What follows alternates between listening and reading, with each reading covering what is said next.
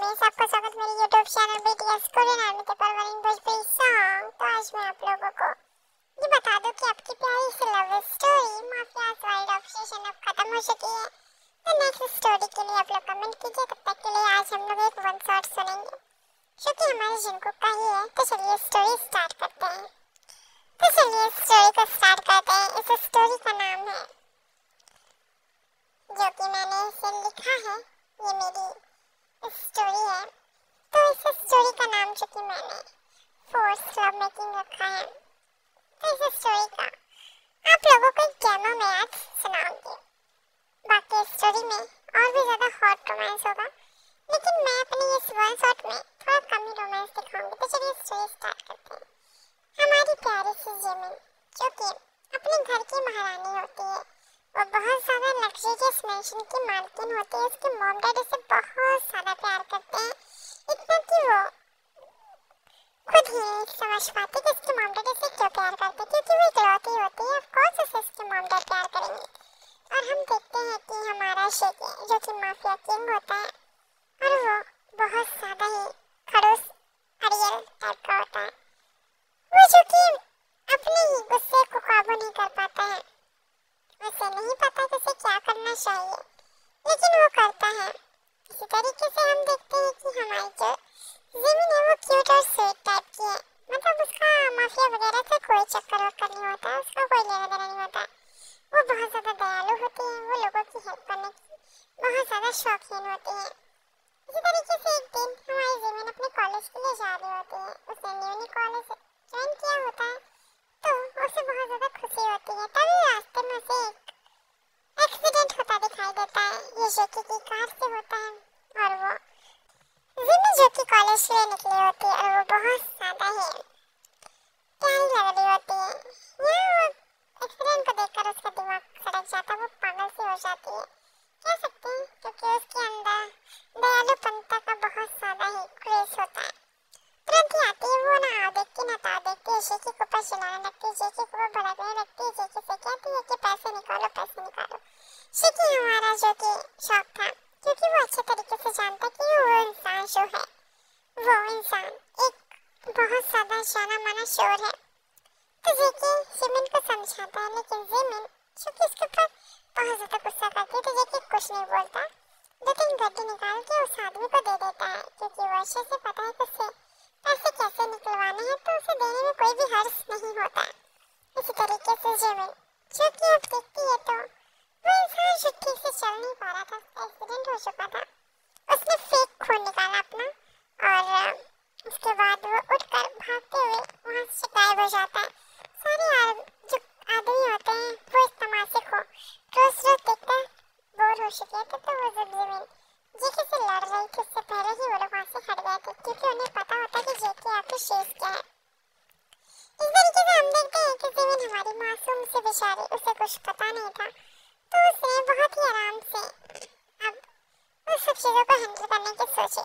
लेकिन जेकी उसकी बेवकूफी पे हंस रहा था, और वो वहां से हंसते हुए निकल जाता है।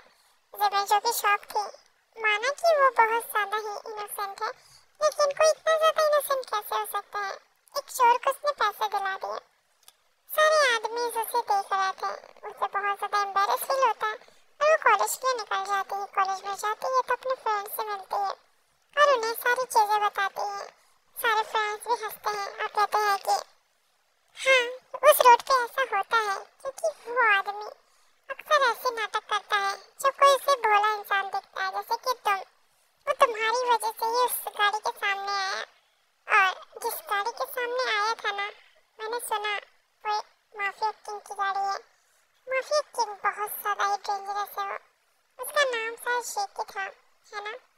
जिमिन जो कि कहती है मैंने उसका नाम नहीं पूछा, लेकिन शक्ल से तो खड़ूस ही लग रहा था। तभी दोस्त कहते हैं उसके, हाँ, उससे जितना दूर रहोगे उतना ही तुम्हारे लिए अच्छा है, क्योंकि अगर उसके पास गई तो जल जाओगी। जिमिन कहती है मेरे की क्या पड़ी है कि मैं उसके पास जाऊँ। ऐसे बोलकर वो अपने घर जाती है। यहाँ पर जिमिन जो कि बहुत ज्यादा ही टेंस होती है कि वो कैसे ही बेवकूफ बन सकती है, लेकिन अब वो बन चुकी थी। जिमिन ऐसे ही साइड बैठी होती है, और हम देखते हैं कि यहाँ पर बहुत ज्यादा ही ठहाके मार के हंस रहा था क्योंकि वो बहुत ज़्यादा ही शौक था कि कोई इतना बेवकूफ़ कैसे हो सकता है। माना कि वो गिरा, उसका एक्सीडेंट हुआ, तो कोई फेक और रियल खून में उसको अंतर क्यों नहीं दिखा। लेकिन कुछ भी हो, लड़की तो क्यूट थी।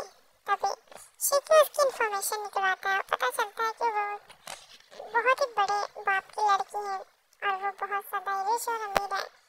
और मिस्टर जॉन मतलब कि शीकी के रिलेशनशिप भी मिस्टर पार्क से बहुत ज़्यादा अच्छे होते हैं। भले ही वो माफिया में होता है तो क्या से वो अपने दोस्तों और अपने जो सगे होते हैं उनसे कभी भी दुश्मनी मोल नहीं लेता। इसी तरीके से जिमिन के डैड को शीकी ने सारी बात बताई तो जिमिन के डैड कहते हैं कि हाँ, वो उसे थोड़ा सा इन सब चीज़ों को लेके बहुत ज़्यादा ही वो एक्साइटेड और खुश हो जाती है। वो ये सब नहीं देखती, लेकिन वो दिल की अच्छी है इसलिए हर लोगों की मदद करने की सोचती है। शीकी कहता है कुछ ज़्यादा ही आपकी बेटी अच्छी है अंकल, आप संभालिए वरना किसी दिन किसी ऐसे लड़के के फंस जाएगी जो आपको बर्बाद करने की ताकत रखता हो। तभी मिस्टर पार्क कहते हैं ऐसा कभी हो ही नहीं सकता क्योंकि मैंने उसके लिए किसी को पसंद कर रखा है। शीकी जो कि शौक और गुस्से के भाव से कहता है व्हाट, किसे अंकल। तभी मिस्टर पार्क कहते हैं तुम क्यों गुस्सा कर रहे हो, वो तो तुम ही हो, क्योंकि मैं अच्छे से जानता हूँ कि तुम जैसे इंसान से यूँ हैंडल हो सकती है। अपनी तरह उससे बनाओ क्योंकि उसका दिमाग सच में बच्चों जैसा है। वो बहुत ज़्यादा ही क्यूट और इनोसेंट है। उसकी इनोसेंट का फ़ायदा हमेशा ही लोग उठाते हैं। कहीं ऐसा ना हो कि कोई ऐसा इंसान उठाए जो उसे बर्बाद कर दे। इसीलिए मैं सोच रहा हूँ कि तुम उससे शादी कर लो। शीकी जो कि कहता है पर अंकल ऐसी बेवकूफ़ लड़की से कैसे शादी करूँ। तभी मिस्टर पार्क कहते हैं वो बेवकूफ़ नहीं है, बस उससे थोड़ा दूर ही रहना क्योंकि वो लड़की बहुत ज़्यादा ही पागल है। अगर उसने अपने मन की ठान ली तो वो किसी जैसे चाहिए तो चाहिए। इसलिए उसका ध्यान रखना क्योंकि मैं नहीं चाहता कि कोई ऐसा उसे मिले जो उसे डिस्ट्रॉय कर दे उसकी प्योरनेस को। माना कि वो थोड़ी पागल है लेकिन है तो मेरी बेटी। मैं उसे कभी भी किसी ऐसे के हाथ नहीं सौंपूंगा जो उसका फ़ायदा उठाना चाहे। शीकी कहता है ठीक है अंकल, लेकिन उसके लिए सरप्राइज होगा। इसी तरीके से शिमी जो कि रो रही थी उसका मजाक बन चुका था। इस तरीके से लगभग 2 साल बीत जाते हैं और जेकी सिमी से अक्सर मिलता और वो उसे बहुत ज़्यादा ही प्यार से समझाता है क्योंकि जेकी समझ सकता है कि जिमी सच में बहुत ज़्यादा ही अच्छी है। वो हमेशा ही लोगों की मदद करना अभी भी जारी रखती है और अब जिसकी मदद करती है वो सच में बेसहारा लोग होते हैं और उन्हें सहारा देना, उनको किसी भी तरीके से मदद करना शिमिन का ही काम होता है। शिमिन जो कि हर चीज़ से मदद करती है, कभी पैसों से, कभी घर से, कभी किसी चीज़ से, क्योंकि उसके पास बहुत सारी प्रॉपर्टीज होती है जो कि उसने अनाथ आश्रम में दे रखी है। शिमिन के डैड कहते हैं कि अपनी प्रॉपर्टी को कभी भी इस तरीके से मत उड़ाओ, लेकिन वो मानने वाली तो थी नहीं। इसी तरीके से हम देखते हैं कि जिमिन को अचानक से उसकी शादी के बारे में पता चलता है तो वो घर से भागने की प्लानिंग करती है, लेकिन घर से उसको किडनैप हो जाता है और वो किडनैप शीकी करता है। शीकी उसे लेकर मंडप में आता है। शिमी शौक थी क्योंकि वो जेकी से प्यार करने लगी थी और वो जेकी से शादी भी करना चाहती थी।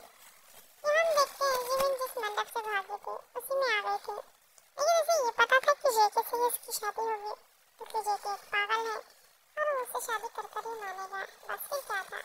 इसी तरीके से जिमिन और जेकी की शादी हो जाती है।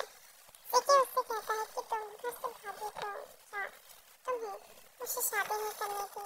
जिमिन कहती है मुझे तुमसे ही शादी करनी थी इसलिए मैं घर से भागी। अब जेकी कहता है कि क्या तुमने कार्ड नहीं देखा था या बाहर बोर्ड नहीं देखा था। शिमिन कहती है पर बोर्ड देखने की क्या जरूरत है, मैं उस इंसान का नाम क्यों देखूं जिससे मैं प्यार भी नहीं करती। शीकी कहता है अगर तुम देख लेती तो शायद इतना तुम्हें मेहनत न करनी पड़ती। शिमिन क्योंकि अब टीवी ऑन करती है क्योंकि वो शीकी की बातों से बोर हो चुकी थी। उसमें बड़ा बड़ा न्यूज़ आता है कि जिमिन अपनी ही शादी से भागी और फिर उसी दूल्हे के साथ वापस मंडप में आती है। माफिया जॉन जंकुक से जिमिन के लिए राजी हो गई, वो भी अपनी मर्जी से। आखिर क्या राज है? क्या माफिया ने उनके साथ कोई जबरदस्ती की है या कुछ और? सिमन कहती है, व्हाट, क्या तुम ही कह रहे थे? तभी शिकी कहता है, ऑफ कोर्स, मेरे अलावा कौन होगा? तभी शिकी कहता है कि कल मीडिया वालों के सामने तुम बताओगे कि तुमने ये सब क्यों किया। मतलब तुम्हें ये नहीं पता था कि तुम शिकी से प्यार करती हो, या ये सब तुम नहीं कहोगी, डायरेक्ट कहोगी कि ये सब एक सरप्राइज था। तो आप लोगों को कैसा लगा मेरा सरप्राइज? तभी सिमन कहती है, ऐसा कुछ भी नहीं होगा और मैं तुम्हें क्यों सबसे बचाऊं, वाकई तुमने मुझे फंसाया है। सिमन जब भी स्माइल करती है उसके फेस पे डेविल स्माइल आती है। शिकी जो कि डरने की वजह से और ज़्यादा डेविल स्माइल करके कहता, ठीक है, आज तक पता ही चल जाएगा कि कौन कितना बड़ा शेर और तोप है। फिर क्या था, इसी तरीके से ये दोनों अपनी नाइट एंजॉय करते हैं। शिकी बहुत ज़्यादा ही हार्ड और बहुत ज़्यादा ही रफ होता है। सिमन को पनिशमेंट जो मिल रही थी, सिमन कहती है कि ठीक है, मैं तुम्हारी तरफ से बोल दूंगी, प्लीज मुझे इस तरीके से पनिश मत करो। लेकिन शिकी नहीं मानता और उसे इसी तरीके से पनिश करता है। इतना ज़्यादा पनिश होने के बाद शिकी थक कर सो जाती है और शिकी भी उसे थक करके सो जाता है। तो आर्मीज, ये है मेरी न्यू स्टोरी जिसे मैं लिखूंगी, लेकिन इस तरीके से नहीं, क्योंकि मैंने इसे वर्ड्सवर्थ में बनाया है, तो इसलिए मैंने इसे थोड़ा सा इस तरीके से बनाया है कि मतलब इससे ज़्यादा रोमांस नहीं है। लेकिन जब मैं इसे रिटर्न में लिखूंगी तो बहुत ज़्यादा ही लॉन्ग स्टोरी और बहुत ज़्यादा ही अच्छी स्टोरी रहेगी। तो मैं कोशिश करूँगी कि ज़्यादा से ज़्यादा मैं लॉन्ग स्टोरी लिखूँ। तो आप लोग बताइएगा, मैं sarangi, love you so much और मुझे सपोर्ट करते रहिए। मेरी प्रतिलिपि आपकी फर्स्ट स्टोरी है और मुझे प्लीज़ सपोर्ट कीजिए, क्योंकि मैं चाहती हूँ कि आप लोग सपोर्ट करें। मुझे उस ऐप के लोगों से बिल्कुल भी मतलब नहीं है, क्योंकि मैंने फर्स्ट टाइम उसे लिखा है, तो मुझे नहीं लगता कोई मुझे सपोर्ट करने वाला है। तो आप लोग इस स्टोरी को वॉच कीजिए और ज़्यादा से ज़्यादा सपोर्ट कीजिए। Sarangi army, love you so much और मुझे इसी तरीके से सपोर्ट करते रहिए।